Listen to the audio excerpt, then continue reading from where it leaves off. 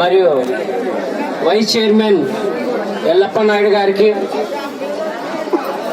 మరియు వ్యవసాయ మార్కెట్ డైరెక్టర్లకి, వ్యవసాయ సెక్రటరీ గారికి, వ్యవసాయం సంబంధించిన ప్రభుత్వ అధికారులకి మరియు Janasena party, Telugu Desam party, BJP party నాయకులకు, కార్యకర్తలకు, మరి ముఖ్యంగా గౌరవనీయులు కేడీసీసీబీ చైర్మన్ విష్ణువర్ధన్ రెడ్డి గారికి, కూటమి ఎమ్మెల్యే బొగ్గుల దస్తగిరి గారికి, మరియు వేదిక మీద ఉన్న సర్పంచ్ జయన్న గారికి, లదగిరి సహకార సొసైటీ చైర్మన్ పట్టకృష్ణ గారికి, మరియు కోడుమూరు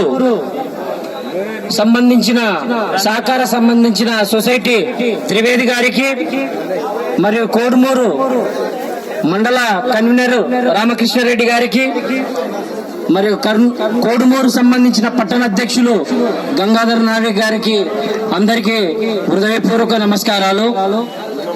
ఈరోజు ఈ సమావేశము మరియు ఈ కూటమి తరఫున ప్రత్యేకించి జనసేన, తెలుగుదేశం, బీజేపీ కూటమి తరఫున ఈ డైరెక్టర్లకి, చైర్మన్లకి శుభాకాంక్షలు తెలియజేస్తున్నాము. నారా చంద్రబాబు గారి నాయకత్వంలో మరియు డిప్యూటీ సీఎం కొనిదెల పవన్ కళ్యాణ్ గారి నాయకత్వంలో, యువగలం నేత లోకేష్ గారి నాయకత్వంలో ఈ జరగడము చాలా శుభసూచకంగా భావిస్తున్నాము.